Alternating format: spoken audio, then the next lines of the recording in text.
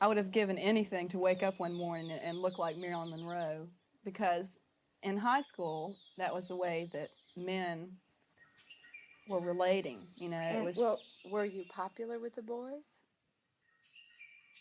Did you feel? Yes, but it was more, I was the type of person, I always had a boyfriend. You know, it was sort of a token boyfriend. You had to have that. You know, you had to have somebody to escort you to the proms. You had to have somebody to escort you to homecoming dances. I was never particularly thrilled about any of them, but I figured that's just the way it was. You had to have one of them around. What I was trying to say, I guess, when I, asked whether or not I'd be the only black lesbian on the film is, do you know that not only do we come in all shapes and colors and directions to our lives, etc., and are you capturing that on the film, but that even as a black lesbian, I wouldn't want to be seen as, this is how black lesbians are. I happen to be a black lesbian, and there are so many of us, of black lesbians, who live their lives in so many different kinds of ways that I was hoping that the film would be able to give, a broader spectrum of a black lesbian than just me. Do you mind saying how old you were when you were born? How old I was when I Well, was... no, how old you are now and when you were No, born. I'm 77. I was born in December of 1898. How long have you been a lesbian? I never understand what that means because as far as I'm concerned, I was born that way.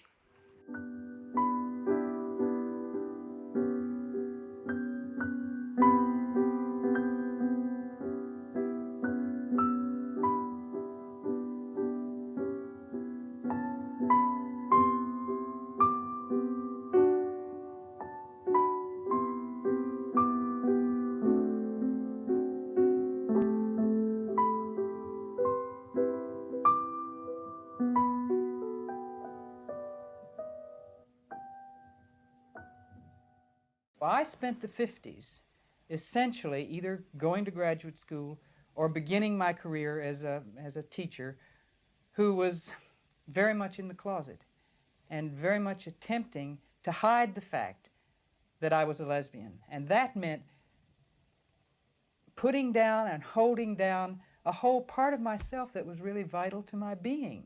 Then I decided I was in love with this woman who was obviously not in love with me. And the thing to do was escape into the Women's Army Corps and go to Paris, where Gertrude Stein had been. And to see, of course, little did I know that I was never going to get to see Paris. So I remember I went down to the Black Hawk Hotel in Davenport, Iowa, where the recruiting sergeant was, and she was just darling to me. She looked sort of like all my old gym teachers in drag. Stomping around with little earrings, and her hair slicked back, but very daintily done, so you couldn't tell she was a dyke. But I knew. I asked what was a lesbian, and everybody laughed. Well, that's a woman who, or girl, who likes other girls instead of boys. Because I guess at that age, girls were getting interested in boys, And I thought, ooh, that sounds like me.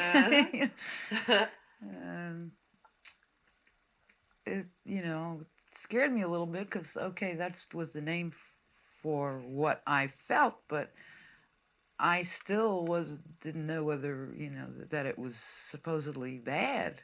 Why weren't you into boys? I have no idea. I just liked girls.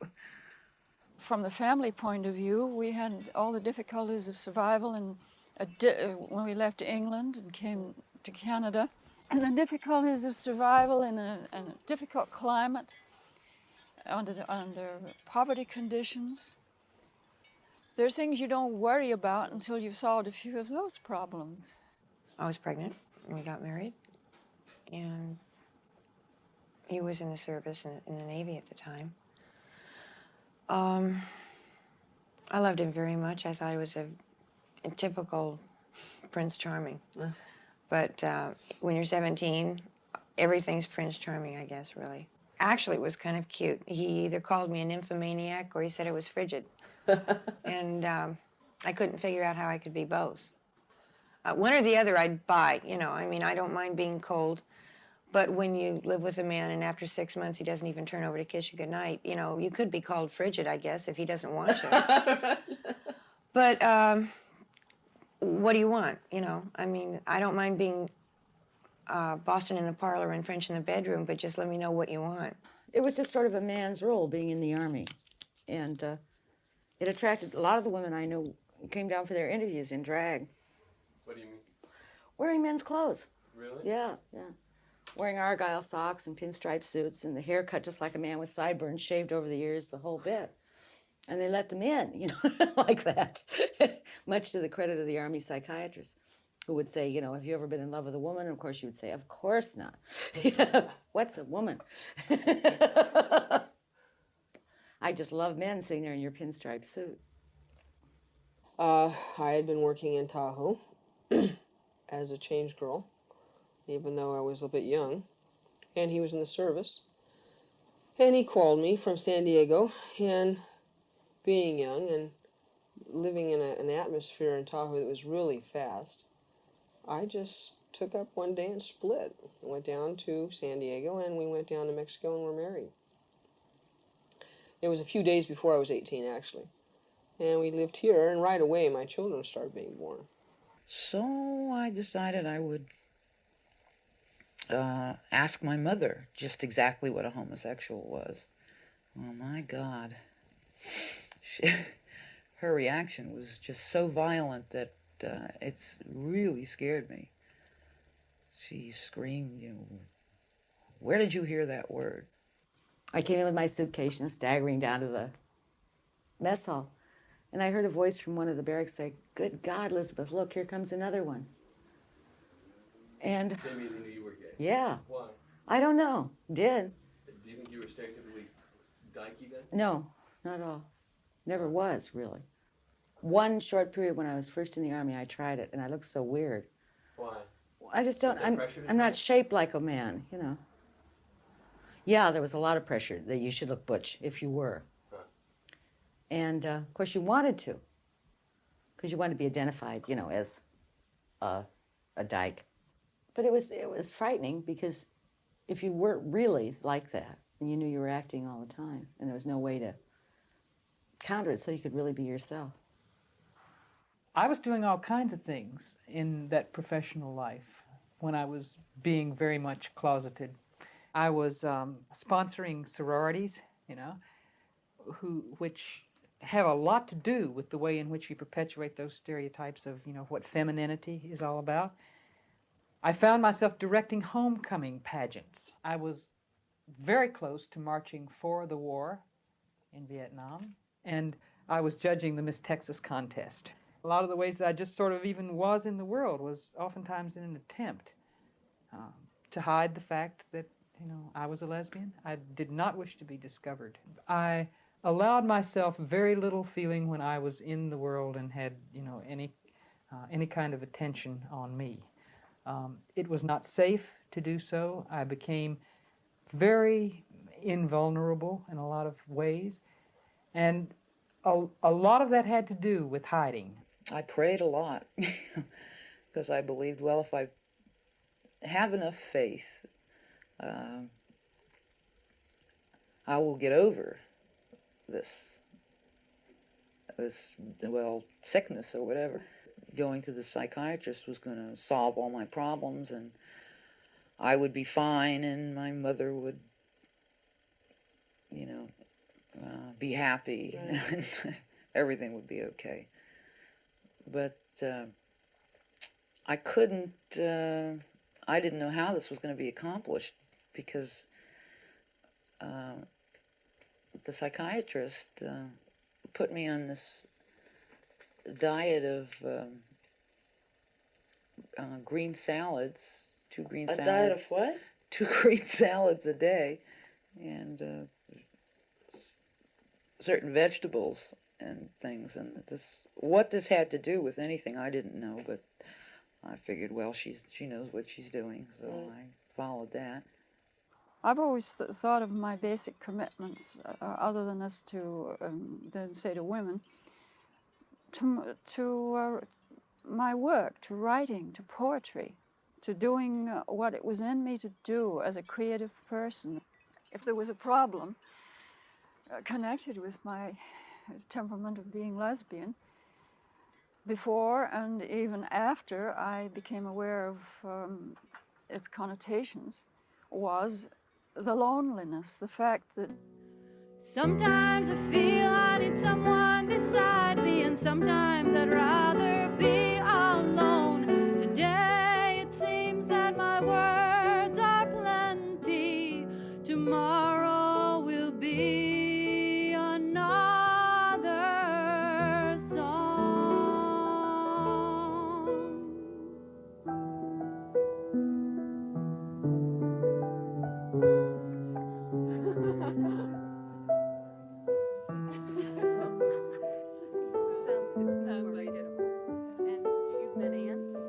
we introduced ourselves.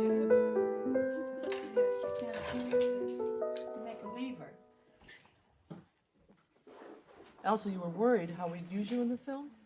Well, you see, when somebody has a preconceived structure into which they want to fit you, which, I mean, with all due credit and everything else, that is precisely what you were asking me to do.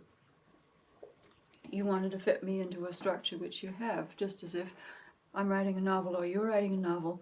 We use our characters that way. We want to fit them into the structure we have for this work of art. And I understand your point of view in this. You have a structure and you want to fit your characters into it. But this happens to be a character that doesn't want to be pushed around or put into a context where she doesn't feel that it's true to her. I'm glad I'm a lesbian.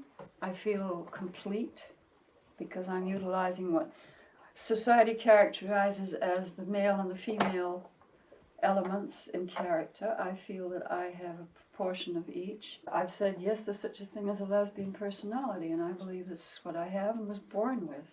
Well, having said that, let's take it for granted and go on from there and live our lives. I would, affect how I stood. You'd learn to walk. So you try to learn to walk like a man, sort of like, with a grim look on your face, because that also suggested somehow maleness to you, being grim, yeah. And I remember you had to learn to stand, and you always stood, if possible, with one foot up like this. Laughing is... You begin to think, maybe, you're sick. And certainly the church is telling you that you're sinful and a blasphemer and all of that. Some of those things that Jesus was saying, were really relevant to me and that I felt were really just right on. All of the business about love is incredibly important.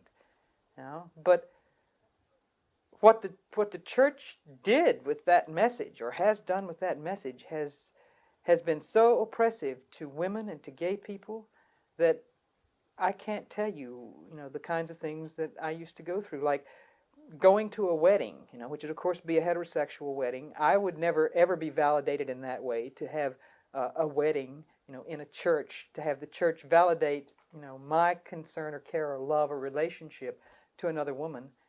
And you sit there in this pew and you hear either the groom singing to the bride or the bride singing to the groom, or saying to each other the words from the book of Ruth, entreat me not to leave thee or to depart from following after thee, the whole business about thy people shall be my people.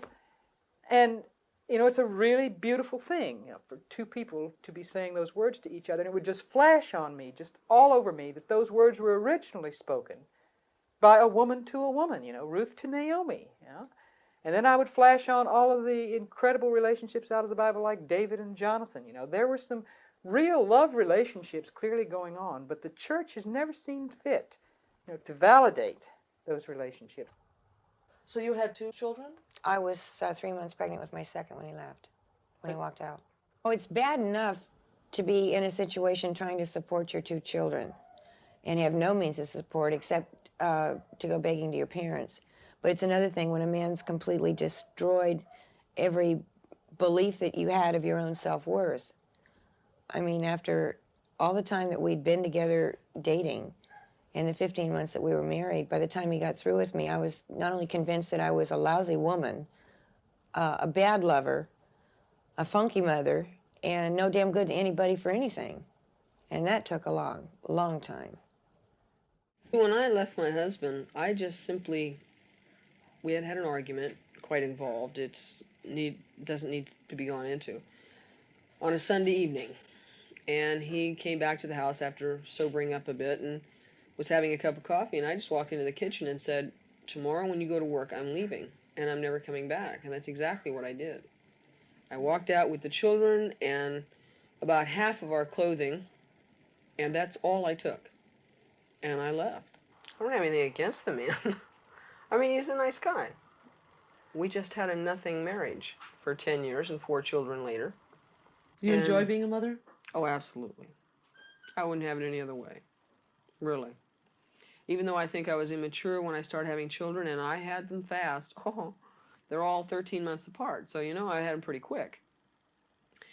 I think if I had to do it over, I would have waited a little longer to start having children. But if I had waited longer for that, then I may have had never done this, and I'm very happy where I'm at. There was a period of time in which I felt like maybe I ought to find out what it would be like to be a heterosexual woman, and I had the notion at that time that it might be that it had to do all with sex, right? And so I very deliberately had an affair or two with some men who were very close to me and that I enjoyed being with and who were very fine men. And although that was, not a bad experience, it was a rather good experience, as a matter of fact, it couldn't touch the love relationships that I had had with women. It just couldn't touch the emotional depths that I had experienced with other women. And I came out of that realizing that I just really was who I was, and that was who I was going to have to be. And I remember sneaking into the bathroom and putting on cologne, because you were only allowed to wear Old Spice aftershave lotion. And you had to wear men's jockey shorts, which never fit me. It was terrible. So you were always adjusting the damn things. Yeah. Yeah. And, oh, your uniform. Did the Army know this was going on and sort of look the other way? Yeah, during that time, until they decided to crack down, and then it was Why did hell you on think wheels. crack down? Well, I think several of the officers who were gay themselves got scared. My mother would look at me strangely, and all of a sudden it was like a wall had dropped, and that I was now some kind of freak thing, that wasn't supposed to have happened. I had heard, about the village by then. Not very much, just the fact that in the village was where homosexuals were. Right. So I left and got on the train and went down to the village and determined to find other homosexuals and learn to, live like however they live, because I didn't feel that there was any choice. Well, we went in, when you went in the Army, you went in, as I said, we were interviewed, a lot of the women in drag. And once they got you in, then they decided they wanted you out. And of course, nobody could quite understand that, since most of our officers were gay, and kind of openly. And they started that incredible witch hunt in Tokyo, which was just unbelievable, sending 500 women home for dishonorable discharges. So that every woman I know practically was in the Army has a dishonorable discharge from that era. I was actually glad to be found, because I knew by that time that, I could never survive like that. So your father found you in the village? Yeah. And then what happened? Whisked off to Kings County in Brooklyn, which is like Bellevue Observation, only in Brooklyn. And at the end of the 30 days, they sent me home. And it was strange, because nothing was settled one way or the other. I was kind of like in limbo, Every day there were court-martial trials, and you were up there testifying against your friends, or they were testifying against you. That yes, they had seen you necking with a woman, or they had seen you dancing with a woman too close, or whatever, until you got afraid to even look your neighbor in the eye, afraid of everything. I went back and forth into Kings County and out of Kings County because my mother kept sending me back. So I was sent from Kings County to a state hospital, Right. which was an entirely different number. And you stayed And there? I went willingly, I mean, because, you know, I thought, well, okay, this way I'll, you know, get intensive care or whatever, which of course was, in retrospect, was really funny because the whole time I was there, I saw a doctor maybe 2 or 3 times. How, for a number of years? In 4 years. Being in there at that age and being as naive as I was, I had really a rough time. And it was something that you either, you know, adapted to or really did go crazy. You know? It was a horrible, horrible experience. I saw things in there that anybody who hadn't been through a state hospital at that particular time in the 50s would probably never, well, couldn't allow themselves to believe could happen in this country. But it was like a, you know, a horror movie. It's, I would like to think that doesn't happen anymore, but I don't know. She given shock treatments and stuff? I personally didn't get shock treatments, thank goodness, but you were threatened with them all the time to keep you in line. I mean, those kind of things were used as a punishment. So you came out of there like a, you know, keg of dynamite, ready to go off. Right. Because you had all of this anger and all this hatred, which was, to me now, was probably the scariest part of the whole thing, is to feel that kind of hate, you know. That's really dangerous. It's dangerous to yourself and dangerous to other people. Right. So you were 18 when you got out? Mm-hmm. I know we are oppressed by society, certainly. Good God, the times when we've been beaten up, run over by the cops, persecuted by police, so many times. And there was no recourse. You know, you just had to put up with that crap. And being called names by the police, being rousted out of bars for no reason, you know, where you were just sitting having a beer. So I'm sure that whole society, it's incredible, you know, incredible to me that you lived with that on a daily basis, accepted it. You had to. What else were you going to do? But what kind of toll is that taking? That's a number. Yeah. I don't know. I suppose it takes a terrible toll in that I never felt anyway that I was really worth very much.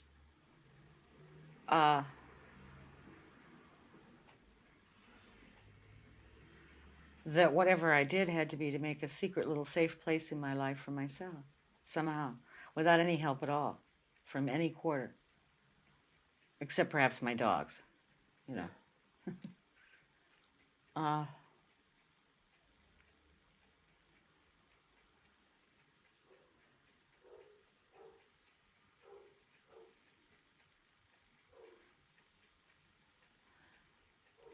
And perhaps a couple of very good friendships.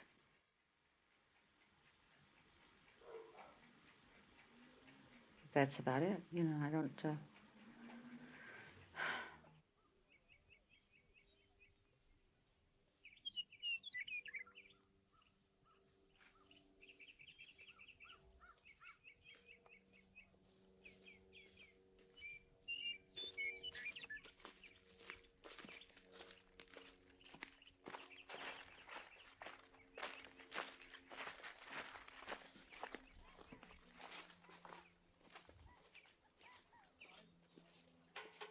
Well, where could we attach the rope? Just above where I'll cut. And we could attach it to the limb over there Right. or something. Oh, I see. Attach it around. Okay. Or your come along would be fine. Yeah, Even except better. that I don't want to. Well, yeah, we could use Nothing the would come happen to along. it. We could use It would just be. It would already be in. See, as I was cutting and as it was going, you could tighten up on it. Because if it is dead, a dead tree, you can't gauge when it's going to crack, especially when it's leaning as much as that. But as that thing stands right now, I would think it would hit the cabin, sure. It does seem weird, huh? Let's see what happens. They pulled this one.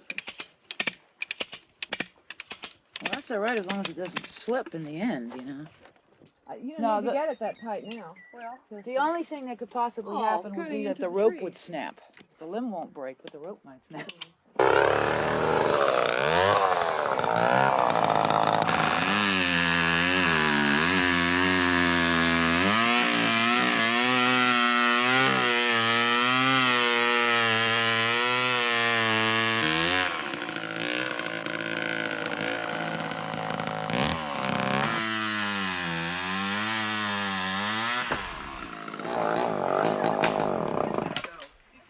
Because it felt so slushy in there. It's gonna go. Damn! We missed it! Jesus! Right like it's a cold frame. Tell you it was gonna go. You didn't realize how close that was? Something was taking off the whole fucking roof. That's great! San Francisco even then was known as a gay town. Oh, yeah, especially right after the war. It was really wild. There were 5 gay bars on Broadway. And dancing, and you could go from bar to bar. You know, of course, then the GIs would wait outside and try to beat you up. Because they got mad that they couldn't dance with the girls, and the girls were gay, you know. And we would announce this to them, go away, you know, I'm a lesbian, I'm a queer, get out of my life.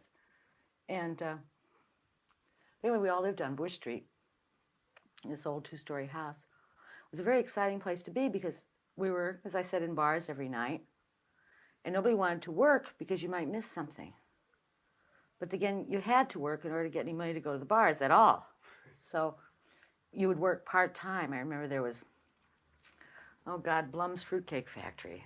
And I remember we got bandanas and tied them over our heads so they couldn't see that we had these very short haircuts. And there were about 3 of us. Nancy, who was a little tiny diminutive dyke, who had to have all her clothes made for her, like little itty-bitty pinstripe pants and little infinitesimal suspenders with her initials in gold. And she even had a little itsy-bitsy tuxedo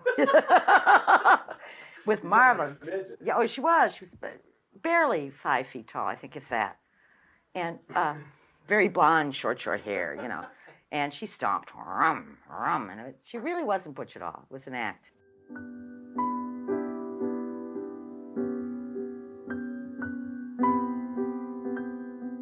I don't know where, I mean, well, on the one hand, I was really programmed to be heterosexual, but I don't know, I don't think any more so than any other kids. And on the other hand, when I thought about being a lesbian, you know, my whole vision of it was just of this sleazy, gutter kind of depressing life, you know. And I don't know where I got that. I really don't know where I got that, because I don't remember reading any books or really hearing anything concrete. I don't remember anyone ever talking to me about it. So it all must have just seeped into my head, is all I can figure. I was a real go-getter sort of type in high school.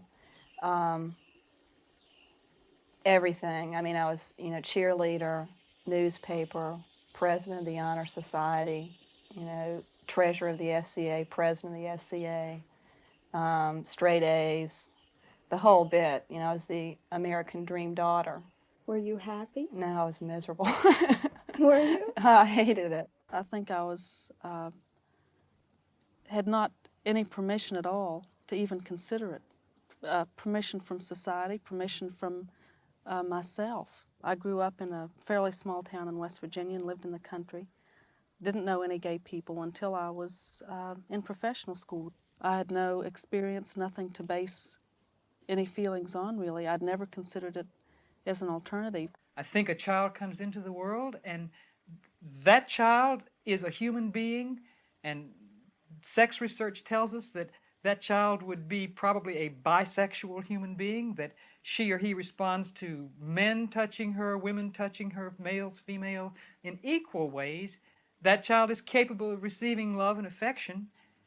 And yet the minute that that child is born and you know, the sex of the child is discovered, that's the time that we start to make a half person out of that baby. And every institution in this society goes into full gear to see to it, number one, that girl children are going to be brought up ultimately to be wives and mothers and intuitive and emotional and all of those things, and that boy children, on the other hand, are going to be brought up to be strong and aggressive and intellectual, and that never the twain shall meet except when the two of them get together in the miracle of heterosexual marriage and make one whole person, you know. Well, divorce statistics, if nothing else, will tell us that that's really, you know, a myth. We both went into the marriage because it seemed that our understanding was that this is what we were put on this world, on this earth for, you know, to get married and to, you know, raise a family, et cetera, et cetera. So that we were just sort of following the rules. You know, he'd get a good job, and I was a French teacher at that time and chairperson of the French department. And we would just progress in our careers, and we'd have a couple of kids and buy a house and, you know, make our parents proud, grandparents. Our kids would be better educated. They would have more, you know, more opportunities, whether it was to be in the Little League or to, you know, Girl Scouts, you know, all those all-American apple pie kinds of dreams. What happened? What happened? Wow. I discovered through my husband telling me that he was gay. I really had to, I think for the first time, I was in, 28 years old, that I felt like I had to live an adult life. We don't go out much, like to the bars, you know. We just stay here. Rosa studies and I read or whatever. Go for walks, play ball, go fishing sometimes. Play with the dog, take her to the park, Eloisa. I have another dog, Goldie. Take her for a ride too. We take her out to the river. Sometimes I go horseback riding or I go pick apples with my cousin. I help them pick apples. They have a big orchard. Around here? Mm-hmm. They have apples. It's like I stay all day picking apples and it makes me feel good, you know? That's what I do. Then pretty soon, like I told you, I'm going to have to do something. I'm going to learn plumbing or maybe refrigeration or something. Really? Then you could put water in the house. Everything. Rosa, she's an electrician. I can be, you know, can make a living any place I go.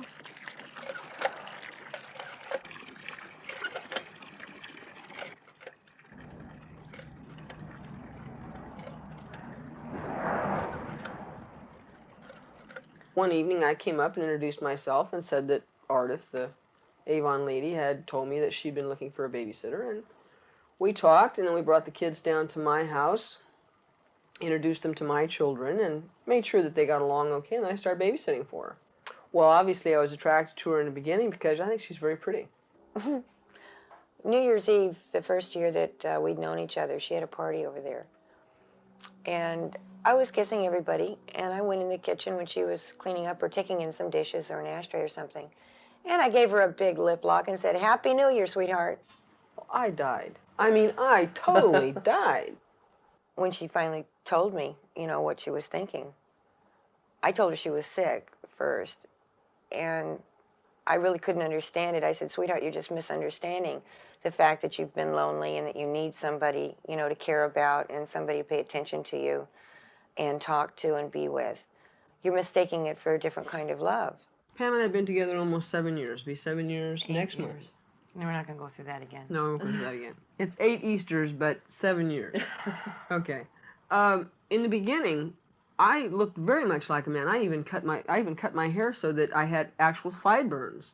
I probably took on a rather arrogant attitude, much of a male, or much of the one that my husband had toward me. And the person who influenced me the most in my first relationships and being gay, I'm saying outside of Pam, was a stone drag butch. I mean, this woman looked like a guy all the time. And I loved her, and she was my friend, and I stereotyped right after her. Well, we didn't have any ground rules. We didn't know how to play this game. All we knew was we were in a different place, and we had to find our way through it. Some of the girls were butches like Nancy, and others were femmes like me. And everybody had their allotted task. The butches had to do all the heavy work. And heavy work was like, if you wash the sheets, they didn't have laundromats.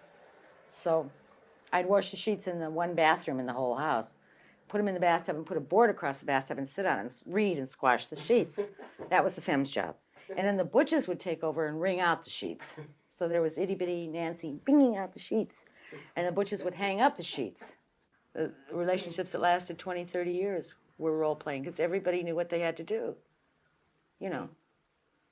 And now when you say, okay, I'm not butcher femme, I'm just me. Well, who the hell is me, you know? And what do I do? How am I to behave? At least in that role-playing, there were, you know, you knew the rules. Because you'd at least known your mother and father, so you knew what they did and what their lives were like, and you tried to do the same thing. You got a house, right? Now you think there are fewer rules, it's harder? Yeah, I think so. I had to make myself into a lot of different people. If I was with men, I was one person. If I was with really good friends who were women, I was another person. Talk about that a little bit. I felt with men I wouldn't allow myself to really say much. I wouldn't allow myself to be intellectual because it really put them off. Like one time I went fishing with about 10 men from here, and my brother-in-law. I was the only woman there around the fire there, you know, and they were all talking men talk, you know. It's right in the middle. They thought I was just another guy, I guess. Did you learn something? Yes, I learned that they're real nasty. All they think about is, you know what? They talk real nasty, which women don't. I've been around women, you know, bunch. And you can relax around women, you know, and around men, you can't. You always feel something. They're always looking at you or something. Can't relax, you know what I mean? Yeah. You know what I mean, que no, Veronica? Maybe not, but... In vet school, I was very close to the 6 other women in my class. It was a time for 4 years that I was in a definitely male-dominated area. I was on the verge of getting married, and it happened that the man that I was engaged to was also a veterinary student, and I found myself being embarrassed when I did better at things than he did. I noticed that I would be submissive at times when I shouldn't be, that I was hesitant to express myself sexually. And I realized in myself that that was very wrong and very stifling to me as an individual. So, but I had made pretty much of a decision that I would never get married, and in fact, I even discussed this with my parents. So at this point, I am, except for the younger grandchildren, the only one in the family that's not married, so they tend to feel sorry for me and to try to not talk about things that will upset me. What about with your girlfriends? It was great. I mean, I had several friends when I was in high school. One that we spent entire weekends together. You know, I would go out to her house on Friday night and stay there the entire weekend and have a wonderful time. You know, it's just, I felt free. In spite of anything that went on outside, in spite of anything that we had to do to fit, those relationships always existed on another level. It was like with women, no matter what was going on externally, I could always get down to real life. It gets heavy. You see, people don't leave us We're- alone. We're around straight people a lot of straight people. Mostly, huh? Because we don't go out. And they choose to come to us. Yes. Mostly. And this is the thing that sometimes bothers me is people here and in Albuquerque and every place around come over all the time. Mm-hmm. What And is it that you offer sometimes- them? I don't know. We don't even pay attention to them sometimes. Young girls, they just stop by and you want a joint, they bring us an earring or something. No, real nice. Always Bring a us a little gift, a plant or something. Yeah. And they enjoy being around us. I think they feel very safe with us. Are you affectionate with each other when your friends are here, or is that No, hard? we're not. We're hardly affectionate with each other. Yes, we are. Well, I've never. Well, I mean, not in front of Oh people. no, well, of course, I know, not in front of people. Well, around gay I've people, seen you. yes. I've seen you snuggle up. But like a while ago, like Ruth came over, you know, she stopped by. She said she might give me a job. And you know, she's another one. All those little, like I was telling her, we're around young people, Oh, yeah. huh? Really young. I'm the old goat around here, I told you. And then I follow very close. I got married mid-semester my senior year, in Christmas break when I was in college. The first 2 years we were together here, I saw him one night a week, basically. He studied constantly, and I was supporting us totally. Well, first of all, I'd come home, I'd cook dinner for both of us. He would eat dinner, he would go into his little cubby hole and study. I would wash the dishes and sit down, you know, and that was my day. She started telling me about all these people who were in California who were bisexual, and I'd never even heard that term. I don't know where I'd been all my life, but I never even heard it. And I started thinking, ooh, weird. And like one guy who'd been, you know, really very popular and good looking and all this stuff, and here he was supposed to be bisexual.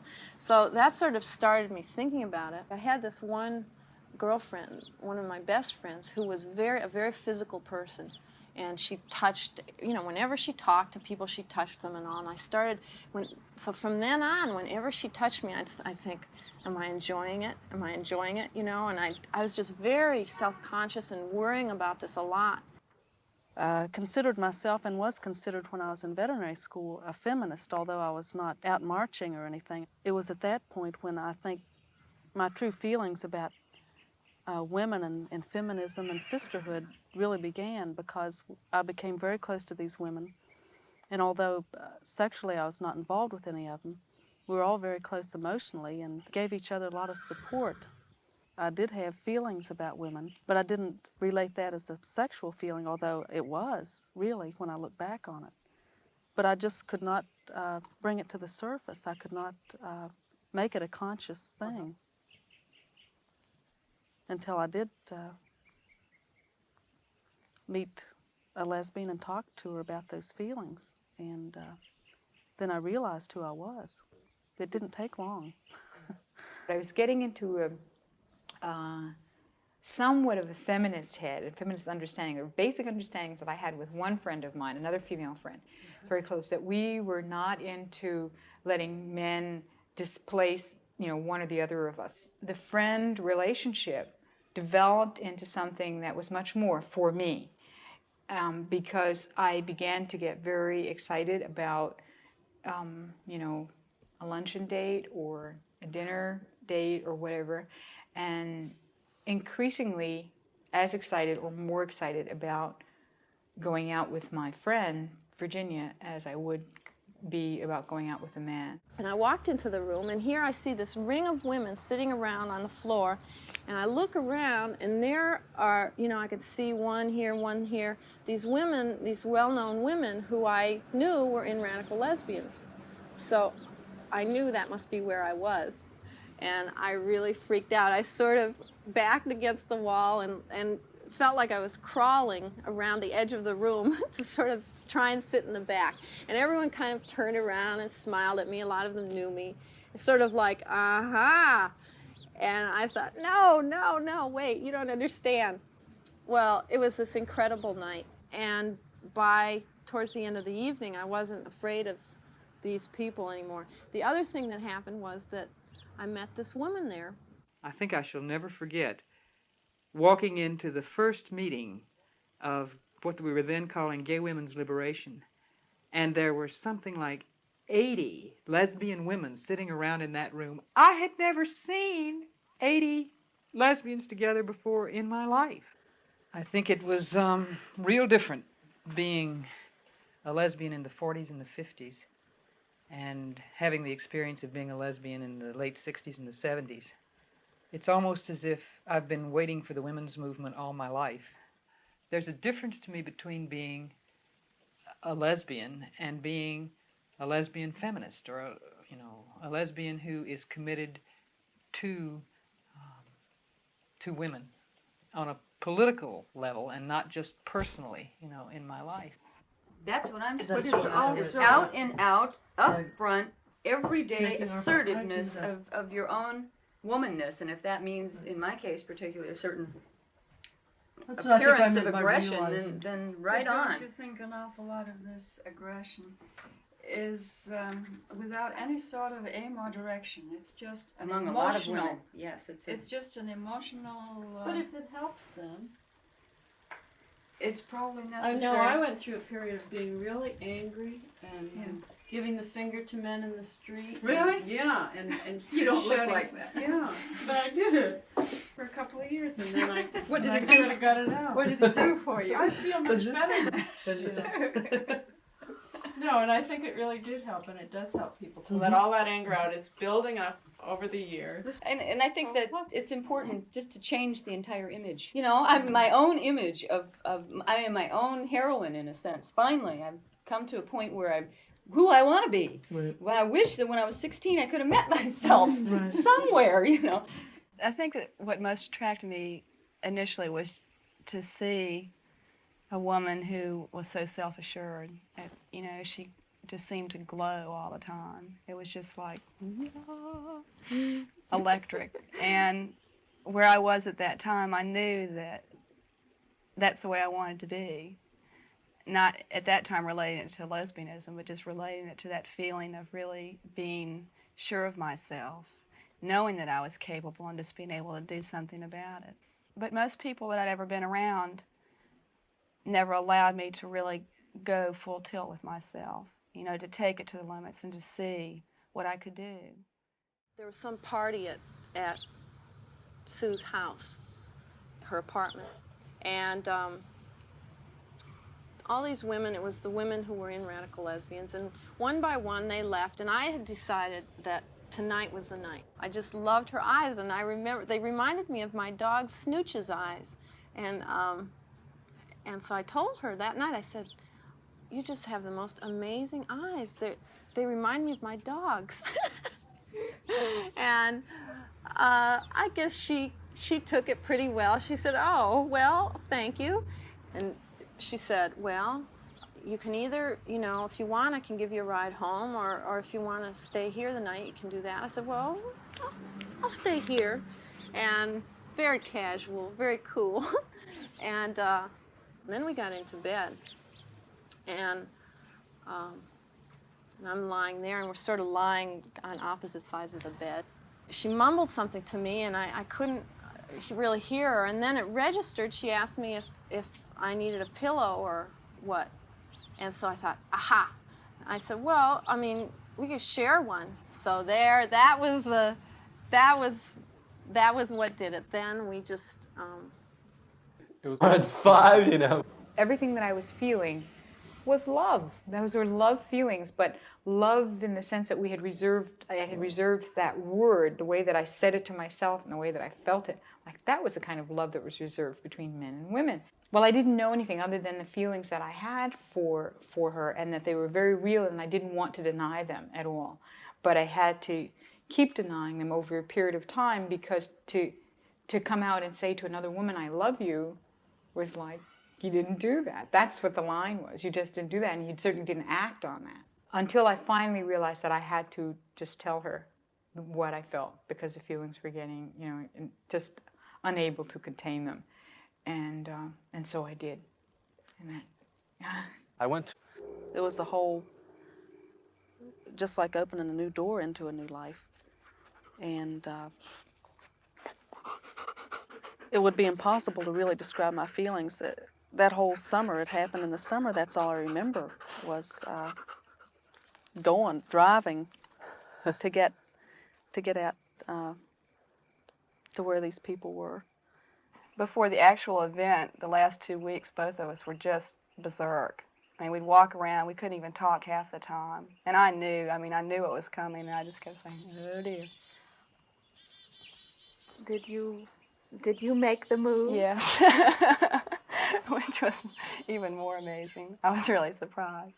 I ended up making the move pretty much. We had gone out to the movies and came back to my house. My husband was out of town, and I just, you know, I couldn't stand it. Neither one of us could. We both sat there just going, yeah, so nervous. And finally, you know, things came together, and it was great. I was amazed. You know, I was in heaven. It was just, oh, yippee.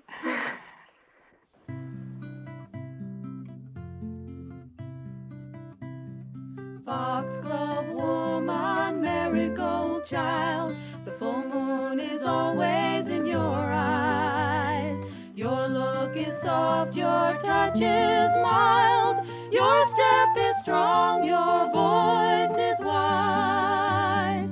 Take me flying, bring me home, warm up my insides with your smile. Tell me a story, don't leave me alone. Stay here next to me for a while.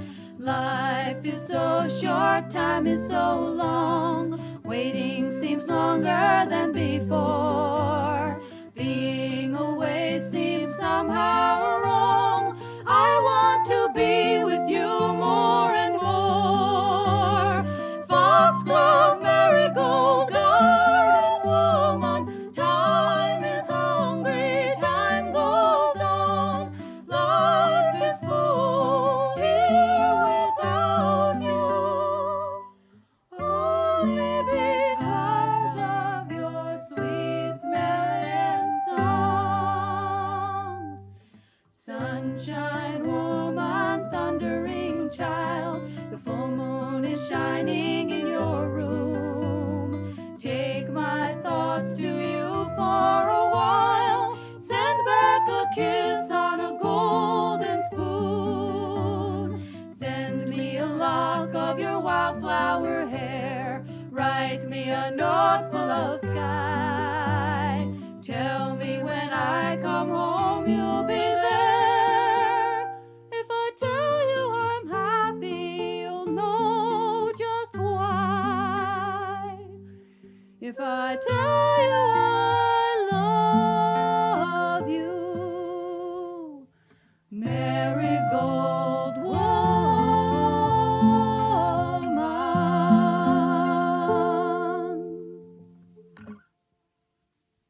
As I began to turn my life around and share it with this woman, and then the two of us deciding that we wanted to share a lifetime together and therefore to live together and so forth.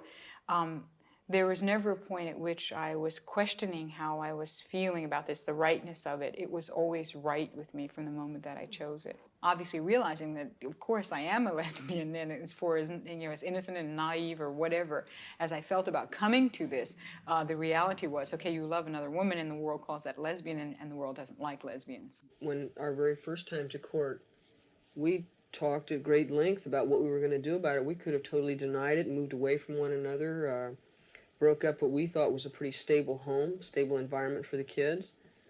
But we really believe in where we're at. We believe in the love we have for one another. It's not something that is just, it's not just a stand, it's not just a crusade. It is where we are. Hey, somebody's running on the sideline. I figured you'd agree.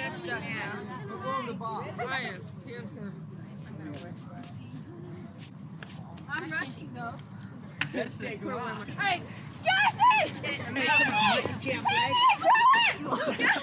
Right, That was a pretty good chase you rode at. Where'd Chan go? They're over there. Chan is too? With Donna and... They were trying to throw right me. there. Joyce! Come on! Jude. Joyce, Rick, Terry, Chan, Tucker, Donna. All right. We're two human beings who love each other, trying to get a good household for our kids and be able to afford for them to have some of the things in life that they richly deserve. Come on, I got it fixed. Drag you out of that car. When I was in junior high school, it was really bad. You know, when people housed me, I used to cry and stuff. Really? Because it really hurt my feelings. Yeah. What'd they say? they said, you know, a lot of bad things, you know, about sex and things about my mom, you know, and it just really bothered me, you know, and I didn't know whether to believe them or not, you know. So then I finally just asked one of my mom's friends, you know, Holly, and she said, you know, that it was nothing for me to worry about, you know, that my mother, you know, did her own thing, and that she was living her own life, and she was happy, and she didn't hurt anybody else, so no one else should care. And you know, it took me a long time to understand, but then finally, you know, it just didn't bug me no more. She was my mom, so, you know, what could I say? My children love us, our children. We very seldom distinguish my children, your children, until we lost Pam's Yeah, I noticed children. that Pam says my kids. And... Oh, yeah. Pam, did you think up until the last minute that you would get the kids? Not after they let us wait a full year before they gave us a decision. They let you wait? Yeah. And so you lived with them for a year without knowing? I didn't have the kids for that period of time. They took the kids the minute that thing went to court as a charge, you know, that they were contesting the conditions in this home. They pulled my kids out. My son, my baby, had an asthma attack that Friday that they were supposed to take the boys, and they allowed me to keep him home for 2 days, and then took him Sunday. And put them in foster homes? No, their father took them. Did you resist giving them up? No, I couldn't. It would have killed the kids. I had to make it as easy on them as I could. Right. It's been that way since they've been there. I've had to make them happier where they're at. They know there's no way in hell I'm going to get them back now, but they keep saying you promised. What if the whole thing reverses in 10 years and we're all on some list or another? You know, I was around during the McCarthy era, you know, and it scares me. I was around in the Army Inquisition era, and that scares me. I just don't know about teachers coming out, and they are, you know, and people in the Army coming out, and they are. I know they're helping. My God, they're helping. But what will be done to them in the future? I don't know. Have you ever come out of the closet? Yeah, a couple, 3 times. I'm coming out now, right? Big white face on a screen saying, yeah, you know, I'm gay. It scares me a little. There's that little reserve somewhere in my mind of, oh, I'm going to get swatted down for this, you know. Well, one thing that I'm worried about in this movie is that not my father, but possibly members of his company may see the film and then have some negative feelings about him. And I know that that's possible. I know how certain people can react, and it's sad, but that's something that I considered. One of the reasons I think possibly subconsciously I want to be in the film is that it may force me into talking to my parents about myself before they find out another way. And I've never been able to relate to my lesbianism as being something horrendous. It was so natural that it's difficult for me to try to discuss it with anyone who doesn't feel that way.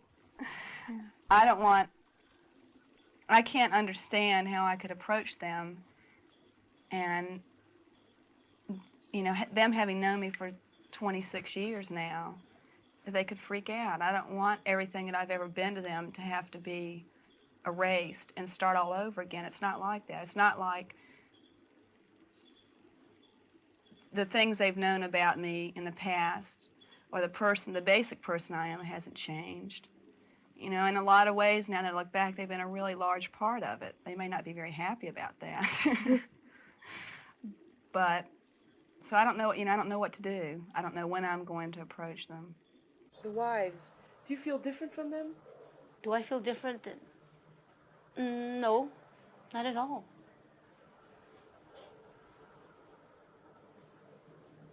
Do you feel luckier than them?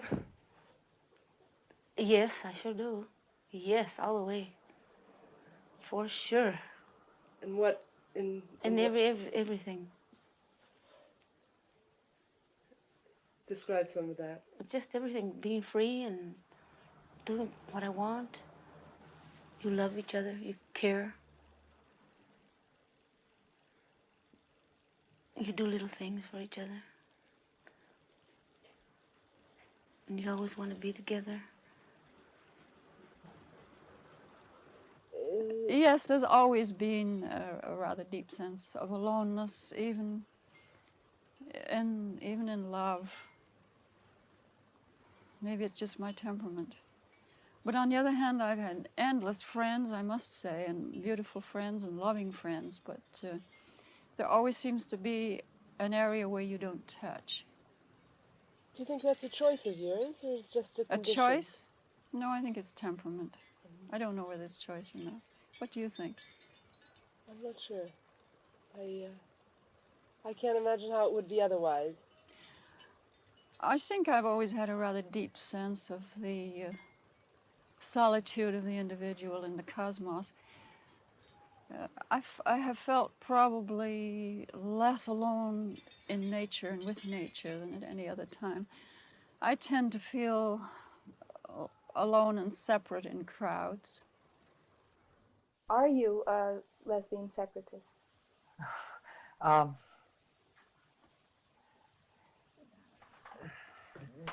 Yeah, deep in my heart, I feel a real need to, both for myself, and I sort of feel like it's really important that women separate from men, okay? I can't be a real absolutist on that because in the first place, separatism is not really possible, you know. How can we separate from the system? You know, it's possible maybe for women to separate from men, but not from the entire system, you know. And so, yeah, I have a lot of problems with the definitions of separatism and all that. But I would just, the thing that keeps striking me is that I find that women are leaving men by the droves in this country, in greater numbers than statistics probably show. And I suspect that the reason that's happening is that women are coming to some kind of self-love, some kind of sense of themselves. I find them, you know, that they're leaving men not just to live with other women, you know, or to be lesbians, but sometimes to live alone. I can't find the words for how important I think it is that all of us begin to come to some kind of consciousness of the way that we hold each other down and of the way that we don't allow each other to be, you know, in free ways. And it's that struggle that I spend my life engaged in. There are those people apparently who question the health and the beauty and the naturalness and the strength of same-sex relationships. And all I've got to say is I wish they were here today.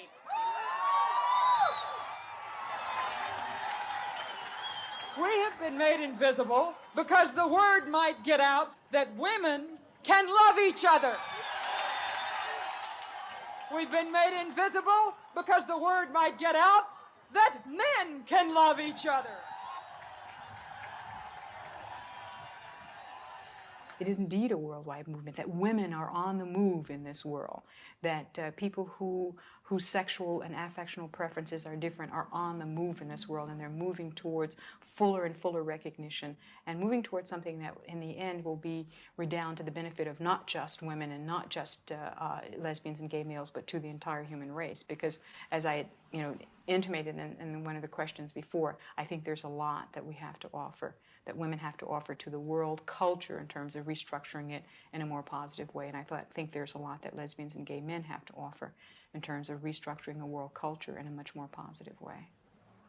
I came out in life with very definite views about what I was going to be and what I was going to do.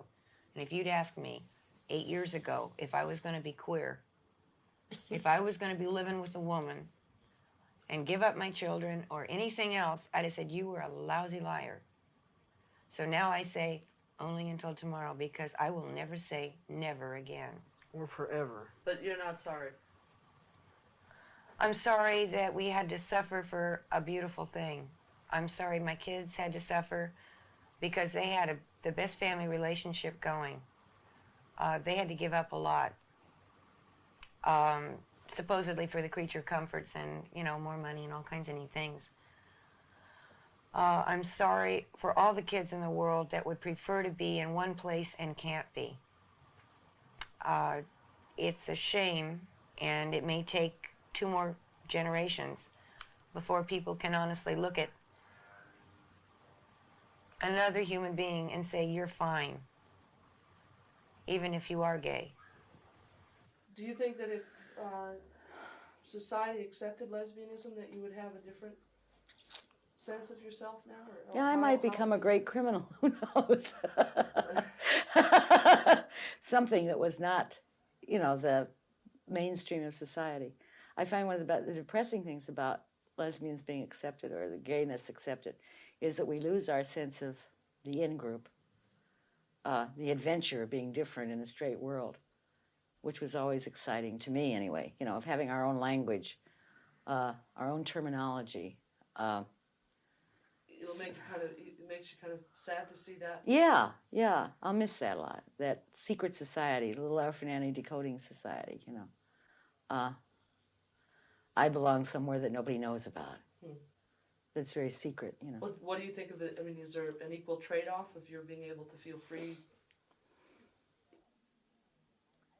No, no, I would prefer that we be accepted, yeah, because it carries over into your life. You know, how do you have a career? How do you do anything if you can't be yourself? Rosa, did Nadine influence your decision to be in the film?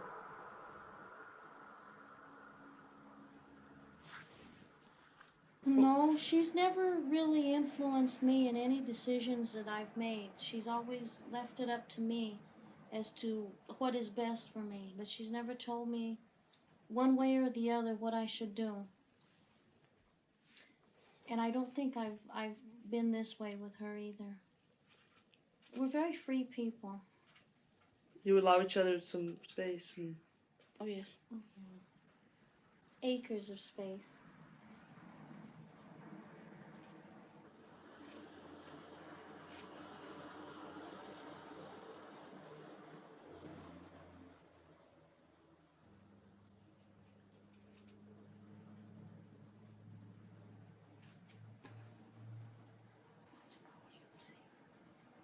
These are black hands, both. They told me they were old. Old.